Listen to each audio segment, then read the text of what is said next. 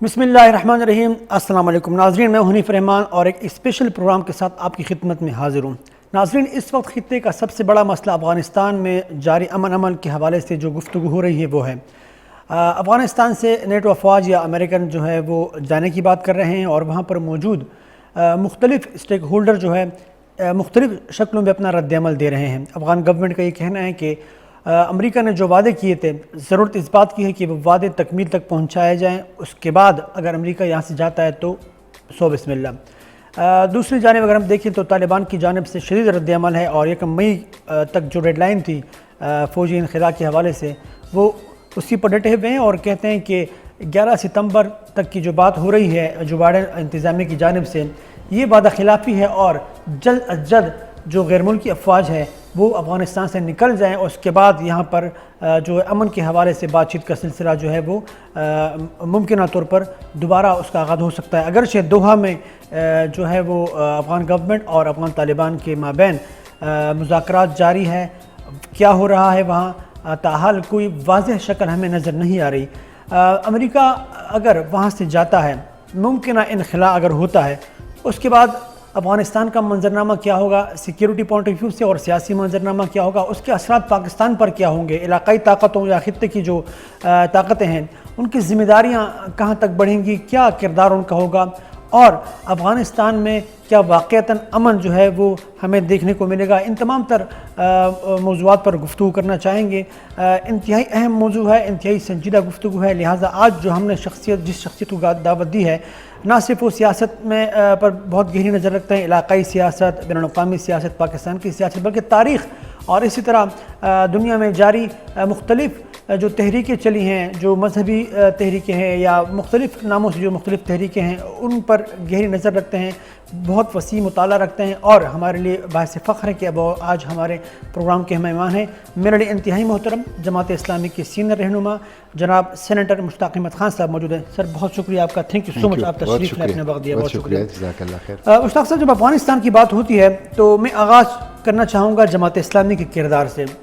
ایک سوال اٹھایا جاتا ہے، اور آپ کو یقیناً بہرحال آپ کے سامنے بھی یہ سوال اٹھایا، بہت سے لوگوں نے اٹھایا ہوگا، کہ افغانستان کی تباہی میں، بربادی میں جماعت اسلامی کا بہت بڑا کردار رہا۔ یہ ایک الزام لگایا جاتا ہے، اور مثال دی جاتی ہے، حوالہ دیا جاتا ہے 80s میں جو جہاد تھا، یا البدر، یا مختلف ناموں سے جو تنظیمیں جو جماعت اسلامی کے فورم سے جو ہے وہ آپ لوگوں نے وہاں پر اپنا کردار ادا کیا ہے، یا پاکستان کی اسٹیبلشمنٹ سے مل کر آپ نے اگر اپنا کوئی کردار ادا کیا ہے بقول الزام لگانے والوں کے، تو وہ جو کردار آپ کا رہا وہ بہت آپ کی جماعت کے لیے بدنامی کا باعث بنا، اور یہ کہا یہ جاتا ہے کہ آج جو یہ خون ریزی ہو رہی ہے وہ اسی کا تسلسل ہے۔ آپ کیا جواب دیں گے اس بات کا؟ بسم اللہ الرحمن الرحیم۔ حنیف صاحب بہت شکریہ۔ سب سے پہلے تو کل جو واقعہ ہوا ہے کابل میں، جس میں تقریباً 40 افغان بے گناہ اور اس میں بچے بھی شامل ہیں، طالبات شامل ہیں، وہ شہید ہو گئے ہیں، اور درجنوں کے حساب سے زخمی ہیں۔ میں اس کی مذمت کرتا ہوں۔ جو بچے شہید ہوئے ہیں وہ جنت کے پھول ہیں، ان کے جو والدین ہیں، ان کے جو پسماندگان ہیں، لواحقین رشتہ دار ہیں، پورے افغان ملت ہیں، ہم ان کے ساتھ اظہار تعزیت کرتے ہیں۔ اور سچی بات یہ ہے کہ دہشت گردی اور درندگی کے الفاظ اس واقعے کے لیے چھوٹے ہیں، بہت چھوٹے الفاظ ہیں۔ اور میں آپ کو حنیف صاحب بتا دوں کہ افغانستان میں جتنے بھی ایئر اٹیکس ہوئے ہیں یا لڑائی ہوئی ہے، اس میں 46% جو نقصان ہوا ہے وہ بچوں کا ہوا۔ بالکل، افغان سرزمین اس وقت بچوں کے لیے سب سے زیادہ خطرناک ملک اور سب سے زیادہ خطرناک وطن بن چکا ہے۔ تو ہم دعا کرتے ہیں کہ اللہ تعالیٰ افغان ملت کو امن دے، افغان مٹی کو امن دے، اور یہ جو مظلوم قوم ہے، گزشتہ 40 سال سے جنگزدہ قوم ہے، اللہ اپنی رحم اور کرم سے اس رمضان المبارک کے مہینے کی برکت سے ان کو امن دے۔ جہاں تک آپ کی سوال کا تعلق ہے تو دیکھیں، میں آپ کو یہ بتاؤں کہ افغانستان میں مسئلے کا آغاز کہاں سے ہوا۔ ویسے تو فرسٹ انگلو افغان وار 1840، بالکل، پھر سیکنڈ انگلو افغان وار 1880، پھر تھرڈ انگلو افغان وار 1919۔ تو اگر آپ دیکھ لیں تو بیرونی طاقتیں مستقل افغانستان کے اندر مداخلت کرتی رہی ہیں۔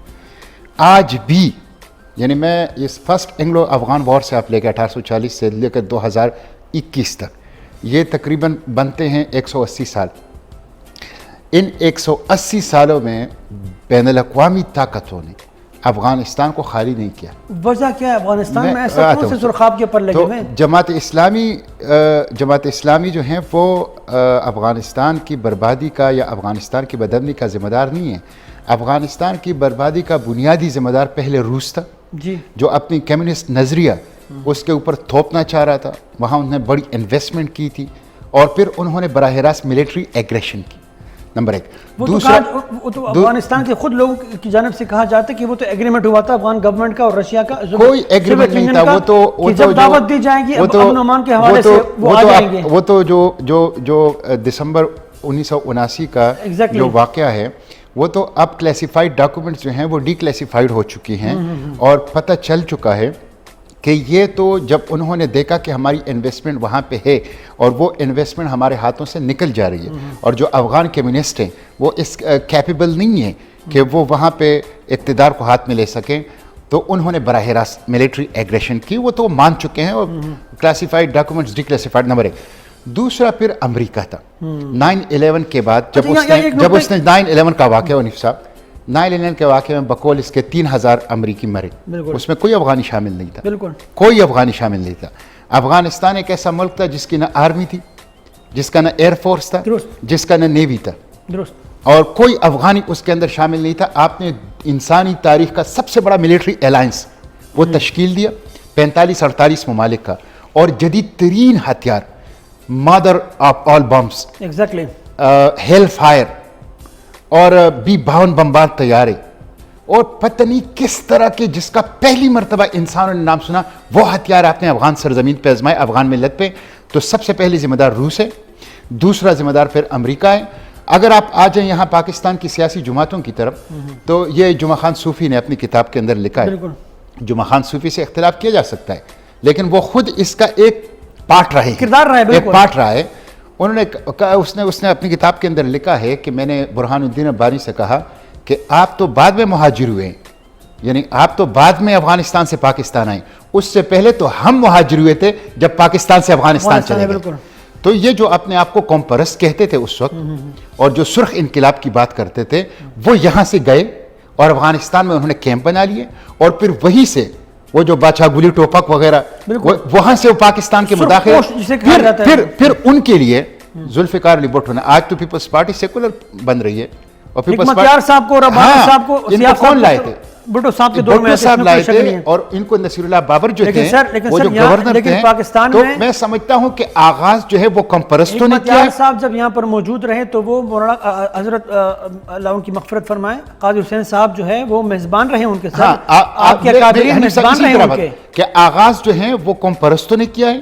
پھر اس کے مقابلے میں پاکستان کی حکومت ذوالفقار علی بھٹو نے افغانوں کو یہاں پہ مہمان بنایا اور جماعت اسلامی نے اپنا ساتھ دیا. اور پھر جب روس نے ایگریشن کر لی تو ہم نے ایک اسلامی اخوت کی آڑ میں, اسلامی اخوت کی ناطے ان افغانوں کو جو یہاں مہاجرین ہو گئے تھے ان کو گھر بھی دیے, ان کے لیے سہولیات بھی جمع کی, اور جو ریزسٹنس کر رہے تھے اپنی وطن کی آزادی کے لیے روس کے خلاف, ان کو ہم نے جتنا کچھ سپورٹ ہم سے ہو سکتا وہ دیا.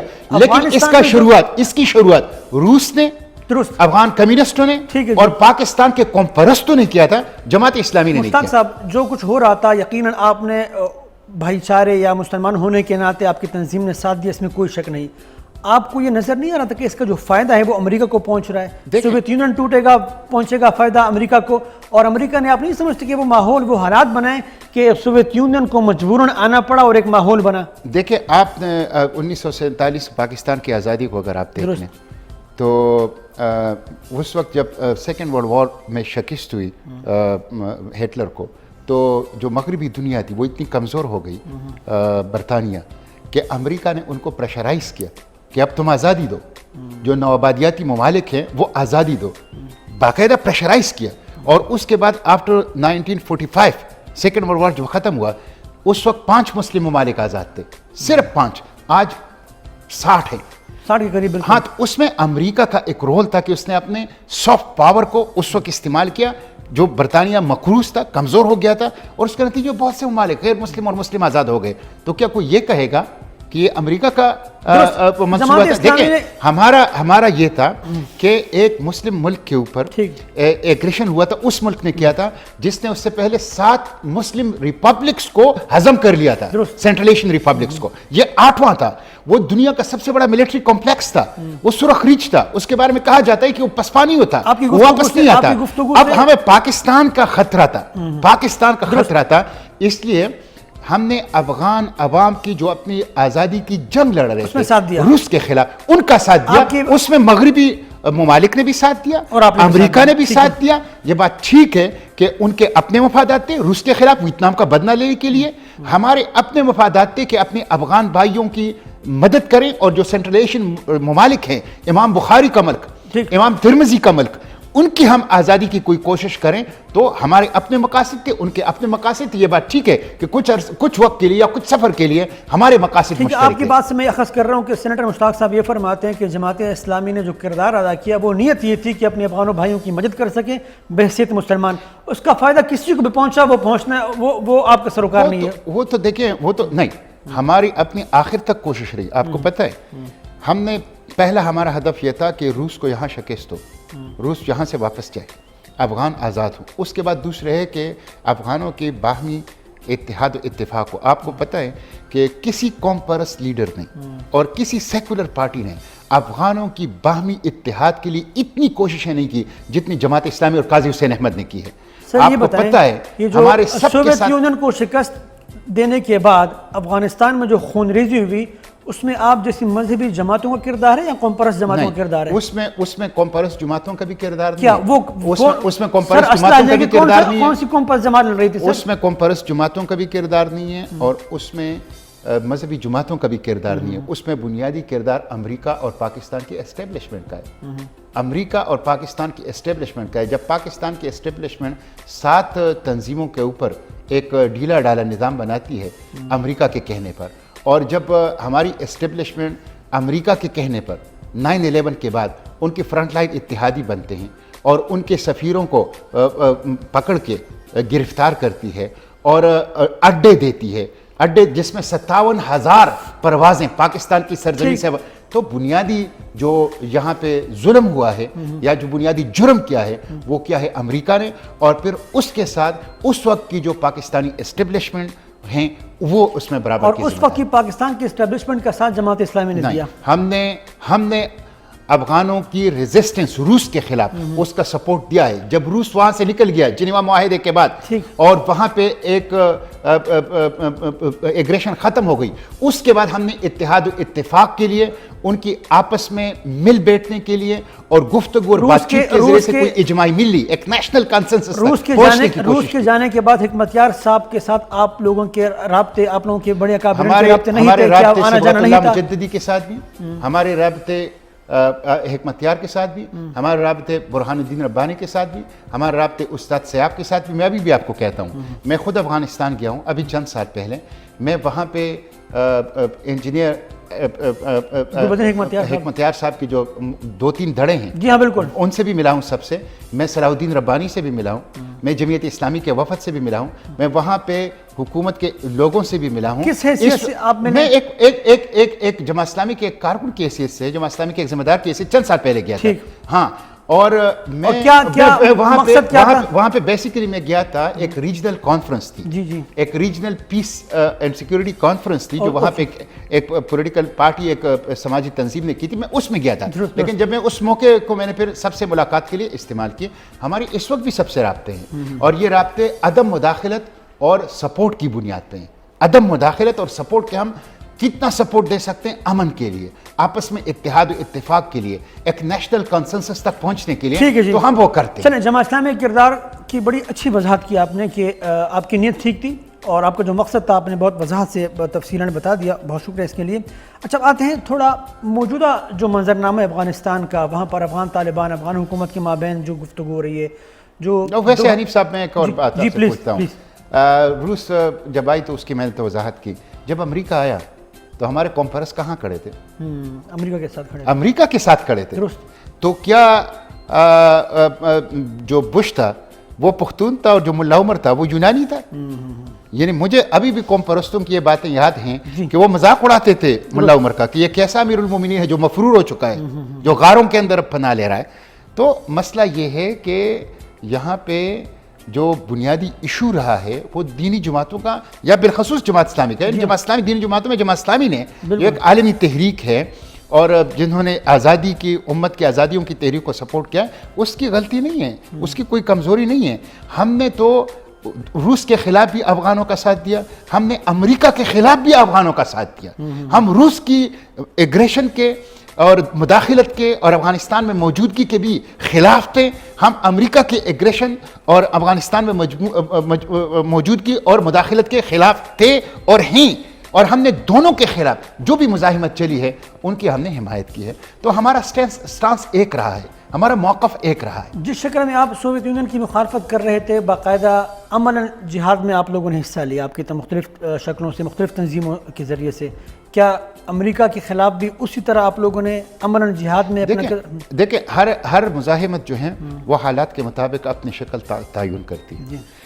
روس کے خلاف جو مزاحمت تھی اس میں آدھی دنیا اس کے خلاف کھڑی تھی اور اس میں پاکستانی اسٹیبلشمنٹ بھی تھی، تو وہ حالات مختلف تھے۔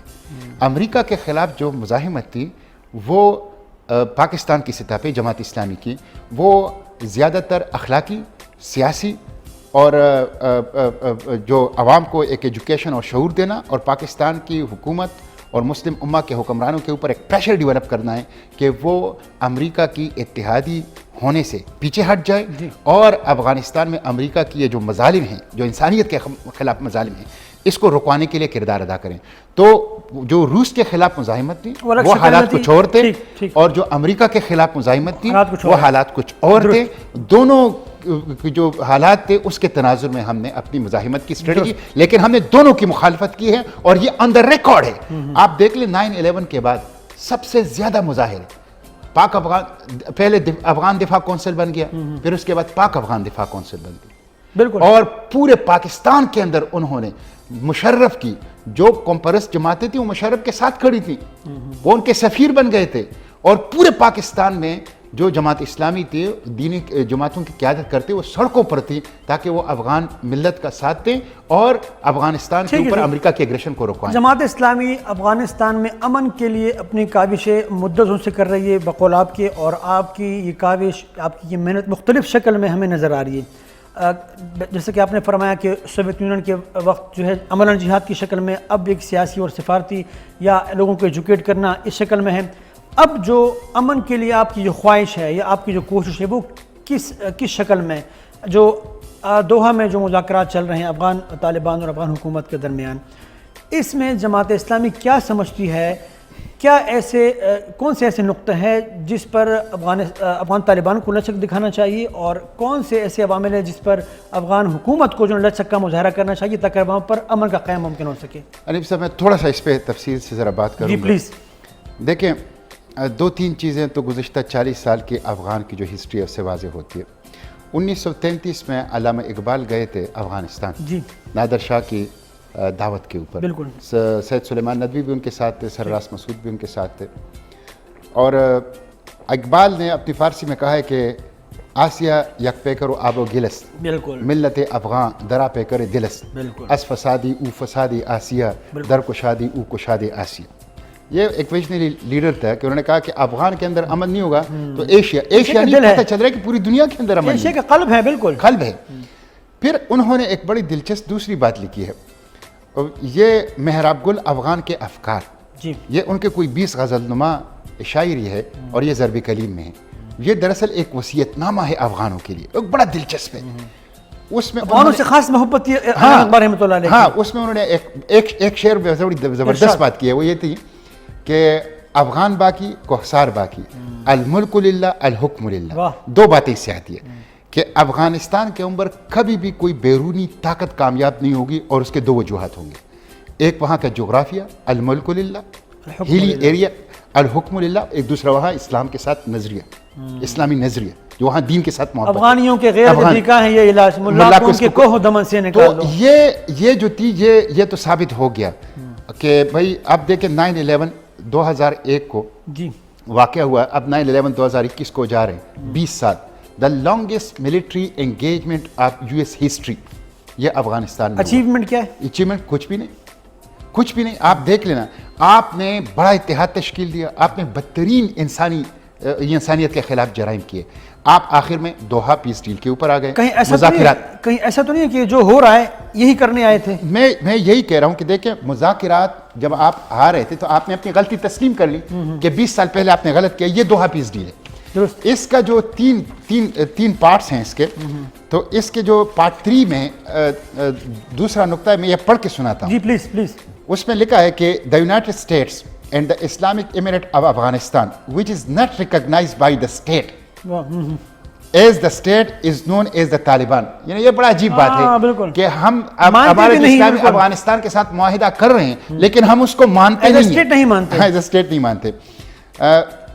seek positive relation with each other and expect that the relation between the United States and the new post-settlement Afghan Islamic government, post-settlement Afghan Islamic government is determined by the intra-Afghan dialogue and negotiation will be positive. اب آپ مجھے اس میں بتا رہے ہیں کہ intra-Afghan dialogue سے آپ نے یہاں مان لیا کہ ایک اسلامک گورنمنٹ کی تشکیل ہوگی جس کا اور امریکہ کے آپس میں پازیٹیو ریلیشن ہوں گے. وہ انٹرا-Afghan dialogue کہاں گئی؟ تو چل رہے ہیں نا سر, وہ تو نہیں ہے نا. وہ انٹرا-Afghan dialogue دیکھیں, امریکہ کو میں جو وعدہ انہوں نے کیا تھا 29 فروری 2020 کو دوحہ پیس, وہ ہوا میں تحلیل ہو گیا.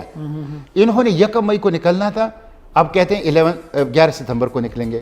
دوسرا ہے کہ انہوں نے ایک انٹرا-Afghan dialogue کے ذریعے سے ایک نیشنل کنسنسس, انٹرا-Afghan dialogue کے ذریعے سے اجماعی ملی اور ایک یونٹی گورنمنٹ, ایک اتحادی اتفاق والی گورنمنٹ ایک تشکیل دینی تھی. وہ نہیں ہے. امریکہ وہاں سے نکل رہا ہے, بھاگ رہا ہے, اور اس کے نتیجے میں ہمیں نظر یہ آ رہا ہے بدقسمتی سے کہ وہاں طاقت کے حصول کے لیے ایک سول وار وہ ہو سکتی ہے. اب آپ اندازہ کر لیں, میں نے اس وقت بھی کہا تھا کہ دیکھیں اس میں OIC کو رول کرنا چاہیے. سر OIC کیا کردار ہے؟ میں آتا ہوں. دیکھیں جو اس کا ملبہ پڑے گا کس کے اوپر پڑے گا؟ اس کا سب سے زیادہ ملبہ پڑے گا بیچارے افغانوں کے اوپر, اور پھر پاکستان پر. اس کے بعد صرف پاکستان نہیں, تمام جو پڑوسی ممالک ہیں ان کے اوپر, جس میں چین بھی ہے, جس میں روس بھی ہے, جس میں ایران بھی ہے, جس میں سینٹرل ایشین ریپبلکس بھی ہیں, اور جس میں پاکستان بھی ہے. اس لیے امریکہ تو بھاگے گا, وہ کہے گا یہ خطہ اس طرح رہے, لیکن ان ممالک کو OIC کو اور ان جو پڑوسی ممالک ہیں ان کو رول کرنا چاہیے.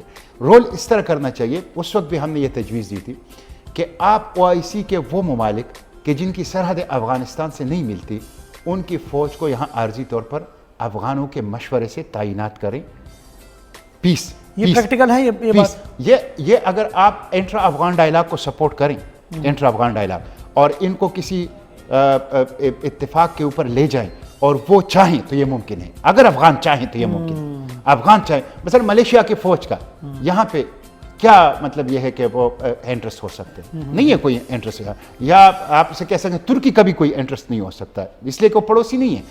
تو سب سے پہلی چیز تو ترکی اور دوستم کے جو تعلقات ہیں وہ تو سب کے سامنے ہیں, وہ ٹھیک ہے, جن کے سامنے وہ نہ کریں. انٹرا-Afghan dialogue سب سے پہلی ضروری چیز تھی, اور یہ پاکستان کو, ایران کو, چین کو, سینٹرل ایشین ریپبلکس کو, روس کو اس میں رول کرنا چاہیے تھا کہ وہ انٹرا-Afghan dialogue کو کامیاب بنائیں. پاکستان نے تو اپنا کردار ادا کیا نا سر, ان کو بٹھا دیا, اور پاکستانی دعویٰ کرتا ہے کہ ہماری وجہ سے یہ وہ بات چیت چل رہی ہے, اور بات چیت کا سلسلہ ابھی بھی چل رہا ہے دوحہ میں. تو پاکستان نے اس میں شک نہیں ہے کہ اپنا کردار ادا کیا ہے, لیکن جب تک یہ کردار کسی نتیجہ خیز لاجیکل کنکلوژن تک نہ پہنچے اس وقت تک ظاہر ہے. سر جب دونوں فریقین اپنی پوزیشن سے ایک قدم پیچھے ہٹنے کو تیار نہیں, طالبان کہتے ہیں کہ پہلے تمام افواج نکالنے کے بعد ہم بات کریں گے آپ سے, اور وہاں گورنمنٹ کہتی ہے کہ بھئی ہم پہلے انٹرم سیٹ اپ بنائیں گے, انتخابات کریں گے, اس کے بعد جو بھی آئے گا اس کو جو ہے وہ اقتدار میں بٹھا دیا جائے گا. تو جب دونوں اپنی پوزیشن سے پیچھے ہٹنے کے لیے تیار نہیں تو یہ کیسے ممکن ہے کہ کوئی کنکلوژن, لاجیکل کنکلوژن سامنے آئے؟ دیکھیں یہ تو جب آپ دوحہ پیس ڈیل کر رہے تھے, اور ظاہر دوحہ پیس ڈیل میں ایک بہت بڑا ایکٹیو رول پاکستان نے ادا کیا تھا. آپ کو یاد ہوگا 29 فروری 2020 کو جب دوحہ پیس ڈیل ہوا تو مغربی سفارتکاروں اور مغربی تجزیہ کاروں نے یہ کہا تھا کہ اس بارات کا دلہا پاکستان ہے, اس بارات کا دلہا یعنی پاکستان نے سب کچھ کیا. تو اس وقت پاکستان کو بھی, چین کو بھی اور جو نیبرنگ کنٹریز ہیں ان کو بھی یہ انشور کرنا چاہیے تھا کہ جو انٹرا افغان ڈائلاگ کی بات دوحہ پیس ڈیل میں ہوئی ہے وہ ضرور کسی لاجیکل کنکلوژن تک پہنچے. کیوں ایسا نہیں ہوا؟ میں سمجھتا ہوں کہ اس میں جو ریجنل اور لوکل اسپائلرز ہیں جو امن نہیں چاہتے. مثلاً دیکھیں لوکل اسپائلرز بھی ہیں, ریجنل اسپائلرز بھی ہیں. Regional spoilers India India. ان کی $3 ارب کی انویسٹمنٹ ہے, $3 ارب کی انویسٹمنٹ ہے. وہ سمجھتے ہیں کہ افغانستان کے اندر کسی بھی امن کی صورت میں وہ پاکستان کے خلاف افغان سرزمین کو استعمال نہیں کر تو سکتے. کیا پاکستان کی اسٹیبلشمنٹ کو, پاکستان کے وہ لوگ جو یہ سب کچھ کر رہے تھے, کرتا دھرتا ہے تمام معاملے کے, ان کو پتہ نہیں تھا کہ یہ اسپوائلر نہیں چھائیں گے؟ کاؤنٹر کرنے کے لیے کوئی پالیسی انہوں نے نہیں بنائی؟ میں یہی کہہ رہا ہوں کہ جب آپ نے دوحہ پیس ڈیل کے نتیجے میں 1 مئی کو نکلنا, اس سے پہلے intra Afghan dialogue, confidence building measure CBM جس میں دونوں طرف سے قیدیوں کی رہائی, اور اس کے بعد ایک یونٹی گورنمنٹ اس کی تشکیل, یہ پروسیس آپ نے طے کر لیے. جب یہ پروسیس آپ نے انشور نہیں کیا, یہ پروسیس آپ نے عمل ہی نہیں کیا, اس کا مطلب ہے آپ کی اسٹریٹجی ناکام ہو گئی. آپ کی اسٹریٹجی ناکام ہو گئی. اس وقت تقریباً 5 لاکھ سے زائد لوگ گزشتہ 20 سال میں مرے دونوں طرف سے. بالکل. اب وہ جب آپ کی اسٹریٹجی, آپ نے فینسنگ تو کر لی, آپ نے اپنے آپ کو انسولیٹ کر لیا کہ بھئی ہم افغانستان میں جو کچھ ہو رہا ہے ہم نے فینسنگ, لیکن دیکھیں فینسنگ سے آپ افغانستان کے جو مستقل حل نہیں ہے بالکل, جو اثرات ہیں, جو خراب اثرات ہیں, اس سے پاکستان کو اور اپنے آپ کو نہیں بچا سکتے. اصل جو حل ہے مسئلے کا وہ پیس ہے, وہ امن ہے, اور وہ امن انٹرا افغان. اور دیکھیں اس میں سب سے بڑی ذمہ داری جو بنتی ہے نا وہ افغان دھڑوں کی بنتی ہے. ایگزیکٹلی. میں چاہوں گا کہ افغان دھڑوں پر آپ تفصیلی بات کریں. چھوٹی سی بریک لیتے ہیں, بریک کے بعد دوبارہ حاضر ہوتے ہیں. ناظرین, سینیٹر مشتاق صاحب موجود ہیں, انتہائی اہم گفتگو ہو رہی ہے.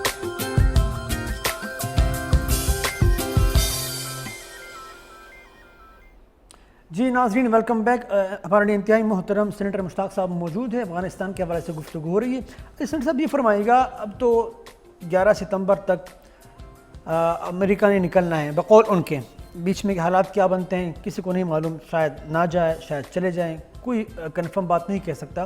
اگر وہ یہاں سے چلا جاتا ہے, پاکستان پر اس کے اثرات کیا ہوں گے؟ علاقائی جو سیاسی منظرنامہ یا امن و امان کی جو صورتحال ہے, اثرات کیا ہوں گے؟ اور اس وقت جو معاملہ جس فیز میں داخل ہو چکا ہے, جو پڑوسی ممالک ہیں اور خاص کر پاکستان, کیا ذمہ داری بنتی ہے تاکہ خدا نخواستہ کل کو اگر حالات ایسے بنتے ہیں جو کہ بہت زیادہ خراب صورتحال ہو, تاکہ اس سے بچا جا سکے؟ دیکھیں اس کے خراب اثرات تو پاکستان کے اوپر ہوں گے.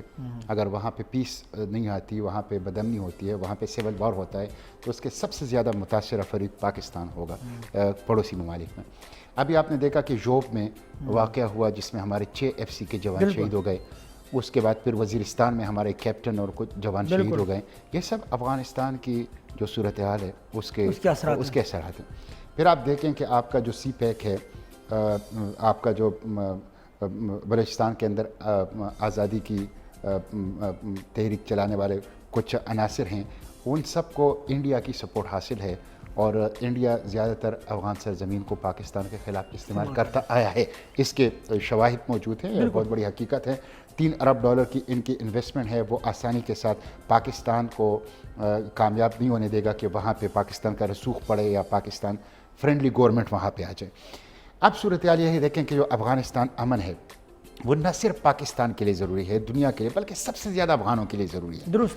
سب سے زیادہ بیچارے متاثر ہیں, کچھ وہاں نہیں بچا ہے, اور گزشتہ 40 سال سے اس قوم کو, اس کے بچوں کو, اس کے خواتین کو, اس کے بوڑھوں کو, انہوں نے جو تکلیفیں اٹھائی, جو درد اٹھایا ہے, اب ضرورت اس بات کی کہ وہاں امن آ جائے, اتحاد و اتفاق آ جائے, اخوت آ جائے, افغان عوام اپنے کلچر, اپنی دین عقیدے کے مطابق وہاں پہ ایک نظام اپنے لیے تشکیل دے اور اس کے مطابق زندگی گزاریں. تو سب سے پہلی ذمہ داری جو بنتی ہے وہ تو افغان دڑوں کی بنتی ہے. اشرف غنی جو اس وقت ایک دڑے کو لیڈ کر رہا ہے, بلکہ ایک اتحاد کو لیڈ کر رہا ہے, اس وقت حکومت میں ہے. دوسری طرف افغان طالبان ہیں جو کہ اس وقت تقریباً 60% افغانستان ایک اندازے کے مطابق, یا مور دین 60% افغانستان ان کے کنٹرول میں ہے, اور جو سب سے زیادہ طاقتور مزاحمتی گروہ ہے. سب سے بڑی ذمہ داری تو اس کی بنتی ہے, اور پھر درجہ بدرجہ سب افغان دڑوں کی بنتی ہے.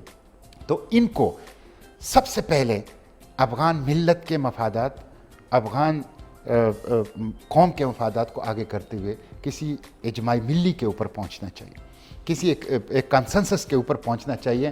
اور جب تک یہ افغان جو لیڈرشپ ہے ان کے اندر یہ احساس نہیں ہوگا کہ ہم اپنے وطن کو امن دیں گے، اپنے عوام کو امن دیں گے، اس وقت باہر کی جو ممالک ہیں یہ سپورٹیو رول تو کر سکتے ہیں. یہاں میں آنا چاہ رہا تھا، آپ نہیں سمجھتے ہیں کہ یہ جو آپ کہتے ہیں کہ یہ افغان دھڑوں کو زیادہ کردار ادا کرنا پڑے گا، الزام یہ لگایا جاتا ہے کہ یہ افغان دھڑے جو ہیں یہ کسی نہ کسی ملک کے ہاتھوں میں کھیل رہے ہیں مجبوراً یا اپنے کسی بھی مفاد کی خاطر، تو آپ نہیں سمجھتے کہ ان سے زیادہ وہ ممالک جو کہ مداخلت کی پالیسی اپنائے ہیں ان پر فوکس کرنا چاہیے؟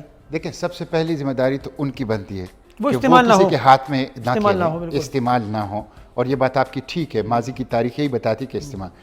اور جو میں نے ریجنل سپوائلر کی بات کی، لوکل سپوائلر کی، وہ لوکل سپوائلر یہی ہے کہ وہاں کچھ عناصر ایسے ہیں جن کے مفاد جنگ سے وابستہ ہیں، اور جب امن آتی ہے تو ان کو موت آتی ہے.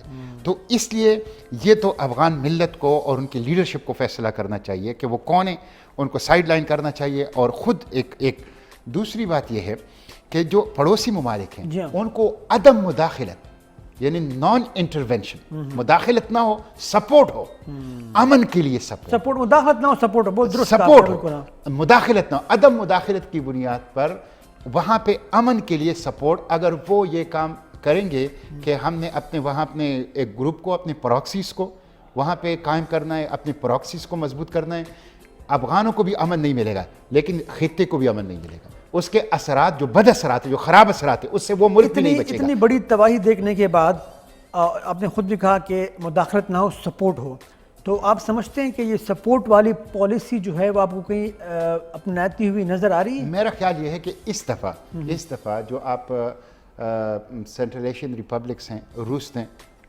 کے بھی رابطے ہیں سب کے ساتھ، چین بھی اس میں رابطے ہیں سب کے ساتھ. ایک دو دفعہ بیجنگ میں بھی انہوں نے مختلف لوگوں کی، مختلف دھڑوں کی وہاں پہ میٹنگز کی ہے. اسی طرح پاکستان کا بھی ایک انفلوئنس ہے جو سب سے زیادہ ہے.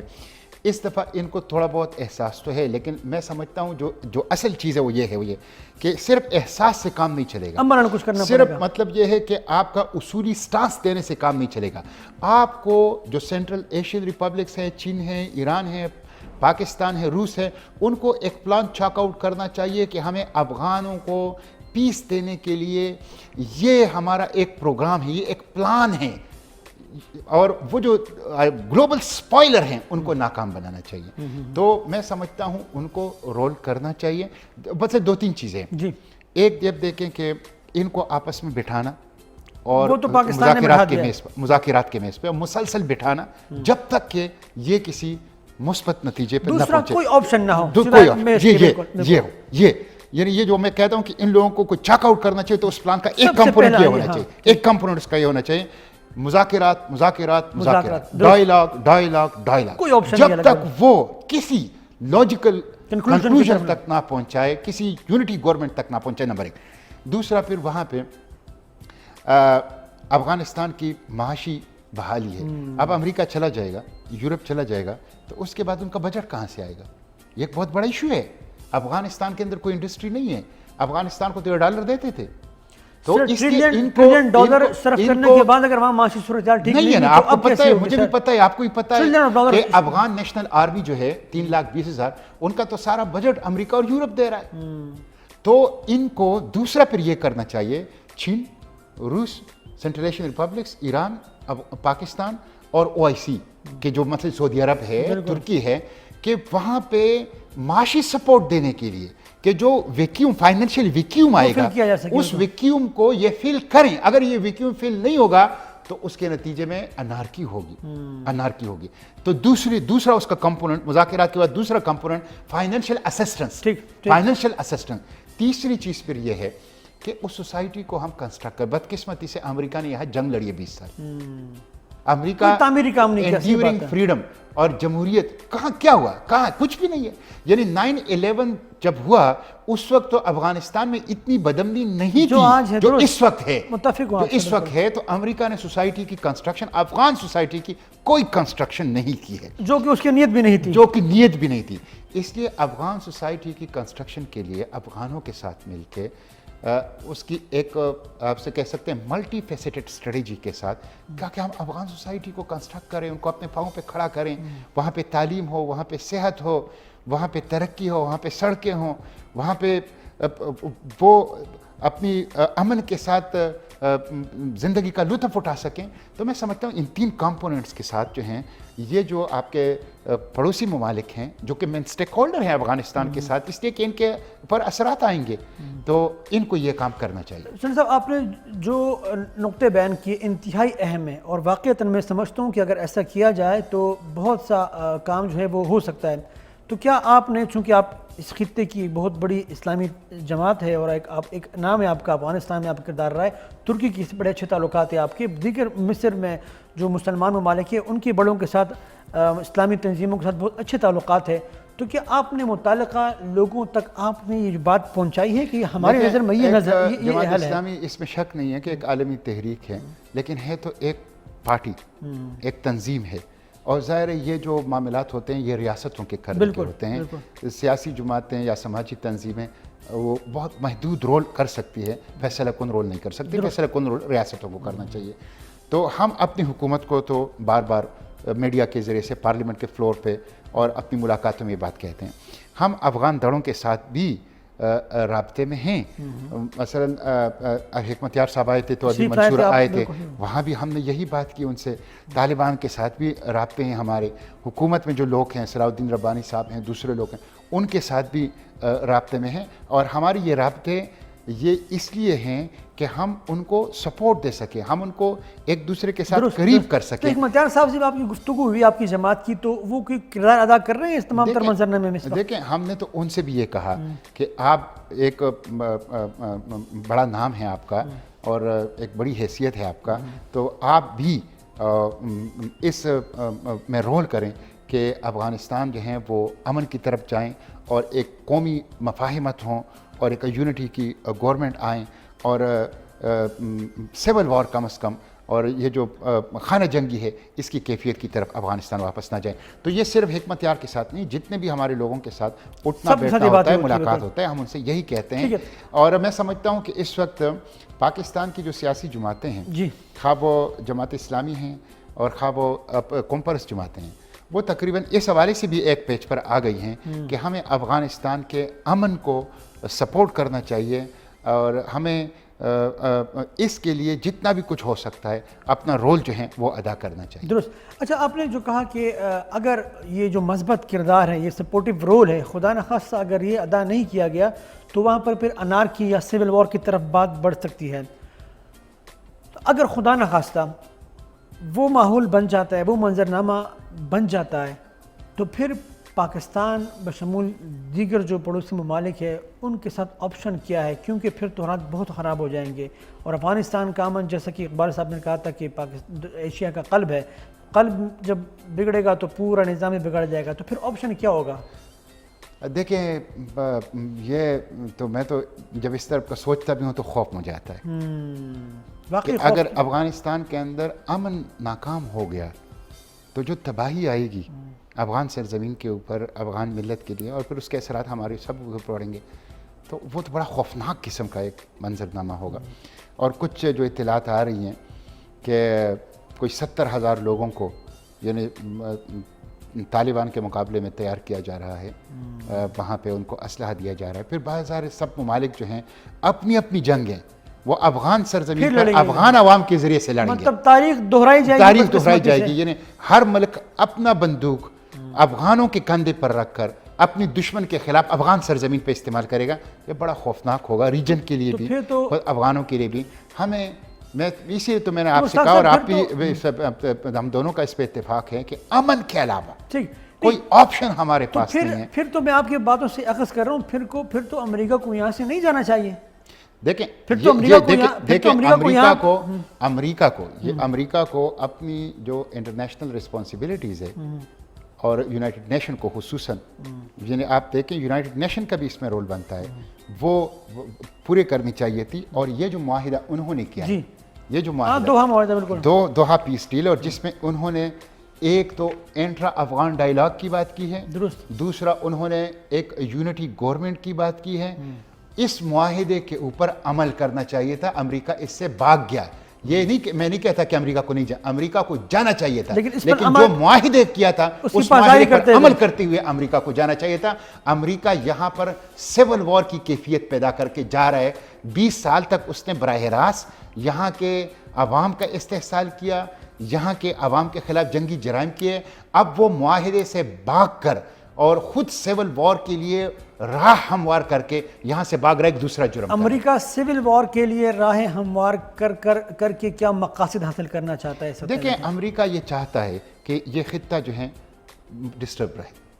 ایک وار اکانومی ہے امریکہ کی, اس میں کوئی شک یعنی نہیں. آپ دیکھیں کہ وہ چین کو کنٹین کر رہا ہے ساؤتھ چائنا سی کے اندر, اور اس کا جو معاہدہ ہے انڈیا کے ساتھ ابھی جو معاہدہ ہوا ہے بہت کہ ان کے ساتھ سیٹلائٹ جو امیجز ہیں, انفارمیشن ہیں, وہ شیئر کریں گے چین کے خلاف.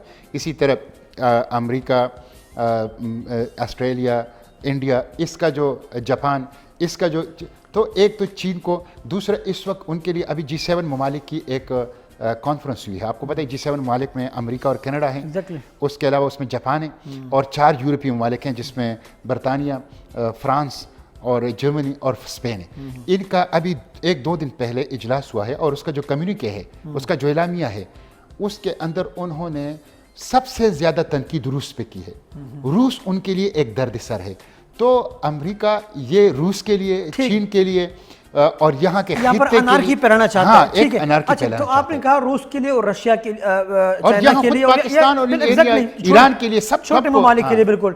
تو رشیا بہت بڑی طاقت, چائنا بہت بڑی طاقت, بہت بڑی اکانومی, یہاں پاکستان ہے اسٹیبلشمنٹ, ایک بہت بڑی فوج, ایجنسیز, ISI بہت بڑا نام. تو کیا ان کو ادراک نہیں اس بات کا کہ بھئی امریکہ یہ چاہتا ہے اور امریکہ یہاں پر یہ گند پھیلا کر جائے گا, لہٰذا ہمیں کوئی کاؤنٹر پالیسی بنانی چاہیے؟ اس پر کوئی کام آپ کو ہوتا ہوا نظر آ رہا ہے؟ دیکھیں, ابھی جو میں نے جس طرح آپ سے بات کی نا کہ ماسکو کے اندر کانفرنسیں ہوئی ہیں جس میں افغان دڑے بھی شریک رہے ہیں, پاکستان بھی شریک رہا ہے, اور اس میں چین بھی شریک رہا ہے. بیجنگ میں کانفرنسیں ہوئی ہیں جس میں یہ سب شریک رہے ہیں. تو کوششیں تو انہوں نے کی ہے, ان کو ادراک بھی ہے. اس ادراک کے نتیجے میں کچھ کوششیں ہوئی ہیں, لیکن میں جب پہلے جس طرح کی بات کی ہے وہ کوششیں مجھے کسی لاجیکل کنکلوژن تک پہنچتی دکھائی نہیں دے رہی, اور یہ وہ خطرناک بات ہے جس پہ مجھے بہت شدید تشویش ہے. یہی وہ چیز ہے جس پہ میں سٹریس کرنا چاہتا ہوں کہ یہ جو ممالک ہیں, جس طرح ان کو احساس ہے, ادراک ہے, انہوں نے کوششیں بھی شروع کی ہے ماسکو کانفرنسز کی صورت میں, بیجنگ کانفرنسز کی صورت میں, یا دوحہ پیس ڈیل کی صورت میں, یا یہاں پاکستان کے اندر یا استنبول کے اندر جو کانفرنس ہے. لیکن جب تک یہ اس کو پیس کی صورت میں, امن کی صورت میں نتیجہ خیز نہ کرے, ان کو چھوڑنا نہیں چاہیے, ان کو چھوڑنا نہیں چاہیے. ابھی تک مجھے ان کی وہ کوششیں امن کی صورت میں کامیاب ہوتی ہوئی نظر نہیں آ رہی. OIC افغانستان کے حوالے سے کس حد تک سنجیدہ ہے؟ میں تو سمجھتا ہوں کہ OIC کا کردار افغانستان کے حوالے سے بھی اور اوورآل مسلم امت کے حوالے سے شرمناک. بالکل. اور آپ دیکھ لیں کہ وہ ایک انجمن غلامان امریکہ ہے. ٹھیک ہے, وہ امریکی غلاموں کے انجمن ہے, اس کا کوئی کردار نہیں ہے. تو آپ نے جو ایک تجویز دی, آپ نے یہ خواہش کا اظہار بھی کیا, اور آپ نے کہا کہ یہ شاید حل ہو مسئلے کا کہ OIC کے وہ ممالک جو کہ براہ راست افغانستان کے ساتھ کوئی بارڈر ان کا نہیں ہے, ان کی افواج کو یہاں پر لا کر رکھ دیا جائے تاکہ کچھ عرصے تک وہاں پر معاملات چلتے رہے. تو OIC کو اگر مائنس کر دیں, پھر یہ باقی ممالک کی آپ نے بات کی, ان کا کردار آپ کو ایک لاجیکل کنکلوژن تک جاتا ہوا نظر بھی نہیں آ رہا. تو جو تجاویز آپ بتا رہے ہیں تو اس کا یہ مطلب ہے وہ پریکٹیکل نہیں ہے, تو پھر کیا کیا جائے اس کے بعد؟ دیکھیں, پریکٹیکل تو ہیں, لیکن اگر اس کے لیے کوشش کی جائے, اگر اس کے لیے کوششیں کی جائے. آپ دیکھ لیں انٹرنیشنل کمیونٹی جب سنجیدہ تھی تو جو کوسوو کا اور بوسنیا کا ایشو تھا, وہ بہت بڑا ایشو تھا, ایک سول وار تھی وہاں پہ, وہ حل کر دیا انہوں نے.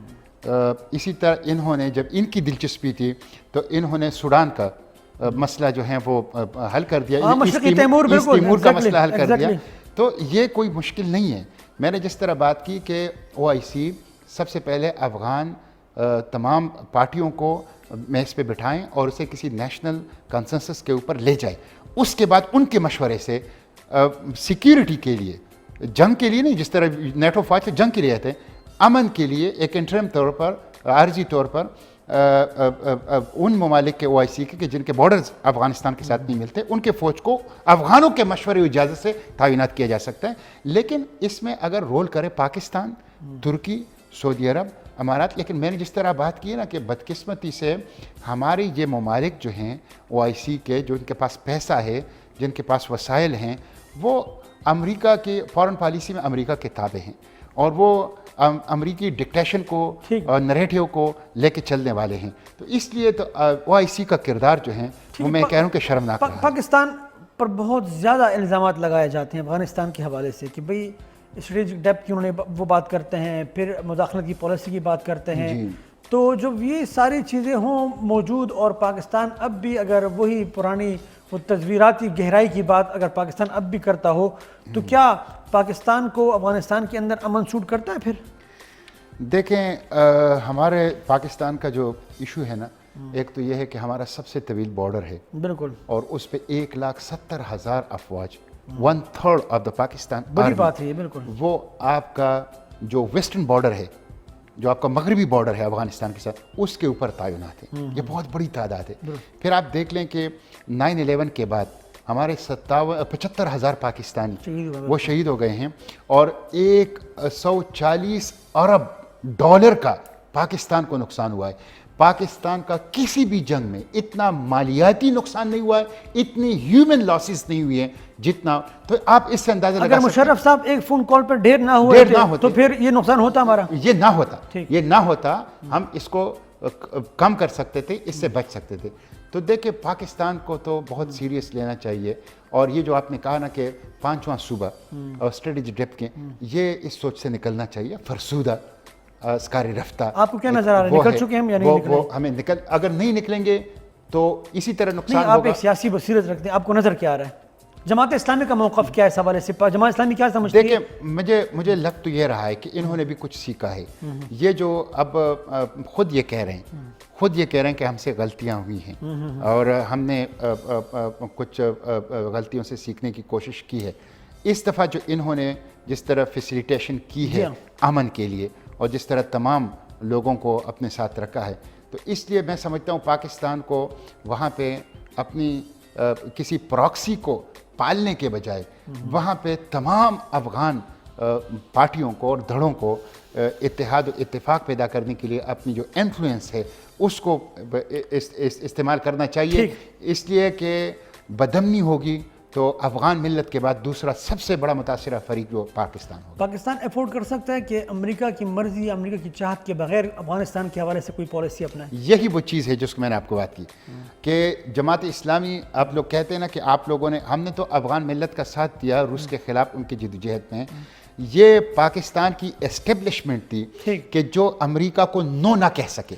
تو پھر تو 9/11 کے بعد تو کھل کر یہ بات آ گئی کہ وہ نو نہیں کہہ سکتے. اس سے پہلے بھی انہوں نے نو نہیں کہا. تو یہ وہ ایشو ہے کہ پاکستان کو امریکی ایجنڈے کو آگے بڑھانے, امریکی مفادات کو آگے بڑھانے پاکستان کی فوج کے بجائے اپنے مفادات کو آگے بڑھانا چاہیے اور امت کے مفادات کو آگے بڑھانا چاہیے.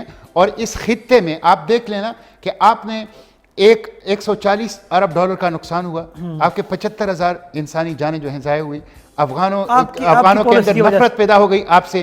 یہ کیوں؟ آپ نے امریکہ کا ساتھ دیا تھا. آپ یہ کہتے ہیں کہ پاکستان کی اسٹیبلشمنٹ امریکی مفادات کا تحفظ کرتی ہے. کیا ہے انہوں نے کیا ہے. ٹھیک ہے. اور آپ یہ کہتے ہیں کہ پاکستان کی اسٹیبلشمنٹ امریکہ کو نہ نہیں کر سکتی. نہیں کیا ہے ماضی میں, اب کرنا چاہیے. اب کرنا چاہیے, ان کو لرن کرنا چاہیے. تو آپ بقول آپ کے جو آپ نے منظرنامہ پیش کیا کہ امریکہ یہاں پر انارکی پھیلانا چاہتا ہے, یہاں پر چاہتا ہے کہ سول وار ہو, یہاں پر ایک دوسرے کے گریبانوں میں ہاتھ ڈال کے لوگ لڑتے رہیں, مرتے رہیں. اگر امریکہ یہ چاہتا ہے تو پھر پاکستان اپنا مثبت کردار افغانستان کے اندر کیسے ادا کرے گا اگر امریکہ یہ چاہتا ہے تو؟ میں یہی کہہ رہا ہوں کہ دیکھیں, میں جو یہ کہہ رہا ہوں یہ اس ایگریمنٹ کی بنیاد پہ کہہ رہا ہوں. امریکہ نے خود اس ایگریمنٹ میں جو باتیں کی ہیں اس سے بھاگ گیا ہے. ٹھیک ہے, اس ایگریمنٹ کو تحلیل کیا, تو اس کا مطلب ہے اس کی نیت ٹھیک نہیں ہے. نمبر ایک. دوسری بات یہ ہے کہ پاکستان, اب یہ وہ چیز ہے کہ پاکستان کو کھڑا ہونا چاہیے امریکہ کے. اگر آپ امریکہ ماضی میں کبھی کھڑا نہیں ہوا امریکہ کے خلاف. دیکھیں پہلے ماضی میں آپ کے پاس سی پیک نہیں تھا, اب آپ افغانستان کے اندر اگر بدامنی ہوگی آپ کا سی پیک محفوظ نہیں رہے گا. آپ کے مفاد میں نہیں ہے. ہاں آپ اس ماضی کے مقابلے میں بہت زیادہ پرائس پے کریں گے, بہت زیادہ پرائس پے کریں گے. اس وقت جو ریجنل سب بندی ہو رہی ہے, جو گلوبل سب بندی ہو رہی ہے, اس نے بھی حالات کی تبدیلی کا اشارہ دیا ہے. اس لیے اب وقت ہے کہ پاکستان کھڑا ہو جائے امریکہ کے مقابلے میں. اور ضروری نہیں ہے کہ امریکہ سے لڑے. آپ مطلب یہ ہے کہ ایپس اینڈ بٹس کے ساتھ اور آپ اپنی بات کر سکتے ہیں, اپنے ڈپلومیٹک چینلز کو استعمال کرتے ہوئے ریجنل جو نئے پلیئر سامنے آئے ہیں ان کو استعمال کرتے ہوئے آپ کو یہ کرنا چاہیے. ٹائم بہت کم ہے, لیکن آپ نے سی پیک کی ذکر 2-3 دفعہ کیا. سی پیک کا تو سر وہ تو آئی ایم ایف کے ساتھ جو آپ کی حکومت نے معاہدہ کر دیا ہے ابھی عمران خان صاحب کی حکومت نے, اس کے بعد تو سی پیک کا معاملہ ختم ہو گیا, کیونکہ وہ آئی ایم ایف کو جو آپ نے تمام چیزیں لا کر رکھ دیے میز پر سی پیک کے حوالے سے, تو چائنیز تو بڑے خفا ہیں اس پہ کہ آپ نے کیا کر دیا ہے. اس میں میں آپ کی اس بات سے اتفاق کرتا ہوں کہ آئی ایم ایف کا اس وقت جو اسٹیٹ بینک کا گورنر ہے وہ بھی آئی ایم ایف کا بیٹھا ہوا ہے. جو آپ کے وزیر خزانہ تھے جو ابھی چلے گئے نئے آئے ہیں, یہ بھی ان کی مرضی سے ہی آئے ہوں گے, وہ بھی ان کے تھے. اور اس وقت آپ کی پوری جو معیشت ہے وہ تو آئی ایم ایف کے, اور اس پہ چائنیز کو تحفظات ہیں. بالکل اس پہ چائنیز کو تحفظات ہیں. لیکن پاکستان اور چائنا کا جو ریلیشن ہے اور جو سی پیک کی جو والیوم ہے, یعنی آپ اندازہ کر لیں کہ پاکستان کی 72-73 سال کے مجموعی بجٹ سے بڑھ کر انویسٹمنٹ ہے, بڑھ کر, اور ابھی تو اس کے فروٹس آنا شروع نہیں ہوئے, ان کے فروٹس آئیں گے. ایک تو اس میں ایکویٹیبل ڈسٹریبیوشن ہونی چاہیے تمام فیڈ ریٹنگ یونٹس کے, مساوی اور تقسیم ہونی چاہیے اس کے بینیفٹس ان کے ایشو کا. اور دوسرا ہے کہ اس کو کسی آئی ایم ایف اور کسی امریکہ کے پریشر کے ذریعے سے اس کو کمپرومائز نہیں کرنا چاہیے. تو میں سمجھتا ہوں پاکستانی قوم اس کی اجازت نہیں دے گی. ایک جو امریکہ جو آئی ایم ایف کے ساتھ حکومت جس طرح گئی ہے اس میں پاکستانی قوم کے اندر ایک اینگر اور ایک غصہ اور ایک جذبات کی کیفیت موجود ہے. تقریباً ختم ہو چکا ہے. آخری سوال آپ سے, 11 ستمبر کے بعد افغانستان کا منظرنامہ آپ کو کیا نظر آ رہا ہے؟ دیکھیں, میں افغانستان کے لیے امن کی دعا کرتا ہوں. 11 ستمبر کے بعد افغانستان کے لیے تمام افغان دھڑوں کی اتحاد و اتفاق اور ایک نیشنل یونٹی گورنمنٹ کی, اس کی دعا اور خواہش کرتا ہوں, اور کوشش بھی ہماری پارٹیوں میں کریں گے.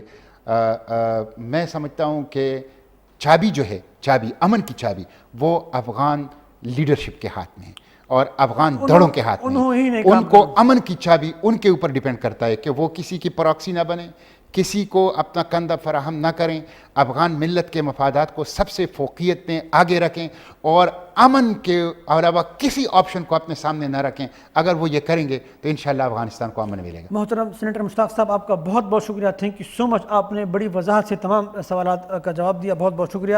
جی ناظرین, جماعت اسلامی کے سینئر رہنما سینیٹر مشتاق صاحب شریک گفتگو تھے. آپ نے افغانستان کے حوالے سے اور علاقائی اور خطے کی جو موجودہ سیاسی اور سیکیورٹی صورتحال ہے اس پر تفصیلی گفتگو سنی. اگلے پروگرام تک کے لیے ہمیں دیجیے اجازت. اپنا بہت خیال رکھیے. اللہ حافظ.